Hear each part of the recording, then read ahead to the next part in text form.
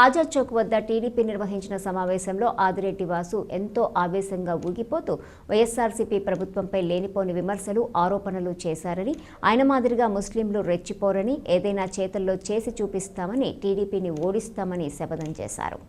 VL Puram Margani estates MP కార్యాలయంలో జరిగిన media సమావేశంలో నగర అధికార ప్రతినిధి ఎండి హబీబుల్లా ఖాన్, జిల్లా వక్ఫ్ బోర్డు చైర్మన్ మహమ్మద్ ఆరిఫ్, నగర మైనార్టీ సెల్ అధ్యక్షులు ఆరిఫుల్లా ఖాన్, మైనార్టీ రాష్ట్ర నాయకుడు షేక్ నిజాం తదితరులు పాల్గొని టీడీపీ ప్రభుత్వంపైన, ఆదిరెడ్డి వాసుపైన తీవ్రస్థాయిలో విమర్శలు చేశారు. గత టీడీపీ పాలనలో ముస్లింలకు చేసిందేమీ లేదన్నారు. అలాగే ఎమ్మెల్సీ ఆదిరెడ్డి అప్పారావు, మేయర్ వీర రాఘవమ్మ, ఎమ్మెల్యే భవానీ రాజమండ్రి నగరానికి కానీ ముస్లిం మైనార్టీలకు ఏ విధమైన అభివృద్ధి చేయలేదని విమర్శించారు. వైఎస్ఆర్సీపీ ప్రభుత్వంలోనే తమకు మేలు జరిగిందన్నారు. మీకు భజనలు చేసేవారికి, మీ అనుయాయులకు ప్రయోజనాలు కరెన్సీ మూటల రూపంలో ఉంటాయని, అదే ముస్లింలకు మాత్రం జీవో కాగితాలతో కాలం గడిపేయటం మీకు చేతనైన విద్య అంటూ విమర్శనాస్త్రాలు సంధించారు. వాసుకు టీడీపీ టికెట్ రాదని, వచ్చినా గెలవడని అన్నారు. అఖండ మెజార్టీతో రాజమండ్రి ఎమ్మెల్యేగా భరత్ను గెలిపిస్తామన్నారు. మన ఆజాద్ చౌక్లో ఒక బహిరంగ సభ పెట్టడం జరిగింది.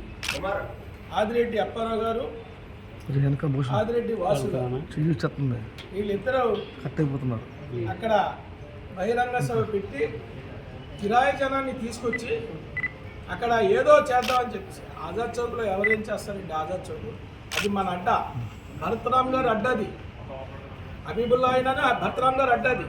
అక్కడ ఎవరేం చేసేది లేదు. అక్కడ అందరికీ టోబీలు పెట్టేసి, ఇంతమంది కూడా లేరు ముస్లిమ్స్ అక్కడ ఆ స్టేజ్ మీద వేసేసి, ఈయన మన ఆదిరెడ్డి వాసు గారు ఊగిపోతున్నారు. ఎందుకంటే ఆదిరెడ్డి వాసు గారు, మీరు కానీ మీ నాన్నగారు కానీ రాయమండ్రి గురించి ఏమైనా చేశారా? ఎటువంటి అభివృద్ధి చేశారా? 5 సంవత్సరాలు మీ అమ్మగారు మేయర్ చేశారు. ఒక 5 సంవత్సరాలు బిచ్చం పెట్టినట్టు మన జగన్మోహన్ రెడ్డి గారు మీకు ఎమ్మెల్సీ ఇస్తే అమ్మేసుకుని వెళ్ళిపోయారు తెలుగుదేశంలోకి. అటువంటి వ్యక్తి మీరు. అలాగే ఆదిరెడ్డి వాసు, నువ్వేం చేసావు? నీ తల్లి తండ్రి పదవులు ఉన్నాను, 15 సంవత్సరాలు 14 సంవత్సరాలు తెలుగుదేశం హయాంలో రాజమండ్రికి చేసిందంతా శూన్యం. చేసింది ఏం లేదు. కమేలా చేశారా మీరు? కమేలా మీరు అసలు ఏమైనా ఫండ్స్ ఇచ్చారండి? జై జగన్, జై భారత్, ఇదే మా అభివృద్ధి మంత్రం. ఇదే పేరుతో ముందుకు వెళ్తాం. ఈ అభివృద్ధిని చూపించి అవాస్తవాలతో మీరు ఎలక్షన్కి రండి, అభివృద్ధి చూపించి మేము ఎలక్షన్కి వస్తాం.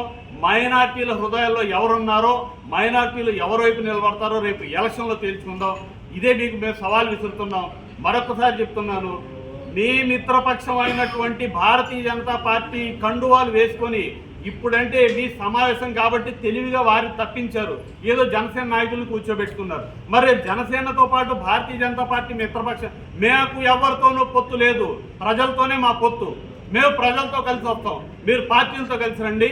ఎవరు ఎన్నికల్లో గెలిపిస్తారో, నిన్న మీరు ఆజాద్ చౌక్లో బహిరంగంగా చెప్పిన అబద్ధాలు నిజమవుతాయో, మేము ఈరోజు పాత్రికేయ సమావేశంలో చెప్పిన వాస్తవాలు నిజమవుతాయో ప్రజలే తెలుస్తారని చెప్పి తెలియజేసుకున్నాను. జై జగన్.